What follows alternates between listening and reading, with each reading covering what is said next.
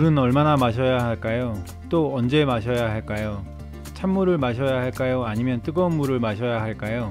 하는 질문들을 많이 받습니다. 물은 인간의 가장 큰 필수 요소 중 제일 중요한 역할을 합니다. 인간의 몸의 3분의 2가 수분으로 이루어져 있다는 사실만 보더라도 인간에게 있어서 물은 정말 중요합니다. 인간의 60에서 70%는 수분입니다. 인간 뇌의 75%, 심장의 86%, 근육의 75%, 혈액의 94%, 심지어 뼈의 22%가 수분입니다. 평소보다 수분이 1에서 2%만 부족해도 심한 갈증과 고통이 따르고 5%만 부족하면 혼수 상태에 빠집니다. 10%가 줄어들면 심근경색과 심장마비 가능성이 높고 20% 이상 잃게 되면 생명이 위험해집니다. 물을 마시는 가장 주된 이유 중 하나는 신진대사를 돕는 게 물의 핵심적 기능입니다. 몸에 흡수된 물은 각 장기와 온몸을 돌면서 신진대사의 핵심 기능을 수행하게 됩니다. 물 대신 커피나 음료를 마시는 건 괜찮을까요? 하는 질문을 많이 받는데요. 많은 사람들이 기본적인 물 섭취를 어려워하며 커피나 차 또는 대체 음료로 마시는 경우가 많습니다.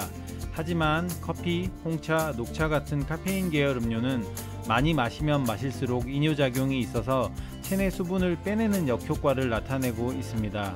특히 카페인은 이뇨작용을 촉진하여 몸속에 있는 수분을 배출합니다.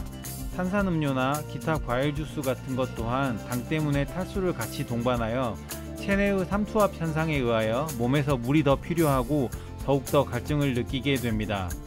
물은 얼마나 마셔야 할까요? WHO에서 권장하는 물의 섭취량은 1.5에서 2리터입니다.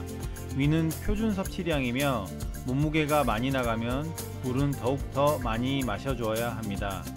먹는 음식으로 0.5에서 1리터 정도 섭취가 가능하니 순수 물 섭취량으로는 최소 1에서 1.5리터는 섭취를 해주셔야 합니다. 그렇다면 물은 어떻게 섭취해주는 게 가장 좋을까요? 물은 매 시간마다 섭취해주는 게 가장 좋습니다. 처음에는 컵의 반컵 정도, 한 모금 정도로 매 시간마다 시작하여서 점차 양을 늘려 매 시간 또는 두세 시간 간격으로 반컵에서 한 컵 정도 물을 지속적으로 마셔주는 게 가장 좋습니다. 특히 여성분들에게는 물의 섭취가 가장 중요합니다. 생리적 현상이나 또 피부 탄력을 위하여 물의 섭취가 매우 중요합니다. 또한 물을 마시지 못하였다고 절대 한꺼번에 섭취는 하지 마시기 바랍니다. 물을 한꺼번에 많이 먹는다고 하여서 절대 몸에 득이 되는 건 없으며 오히려 한꺼번에 마실 경우 저나트륨 혈증이 발생하여 두통, 구역질, 현기증, 근육경련 등이 일어날 수 있습니다. 운동 시에는 물은 어떻게 섭취해야 할까요?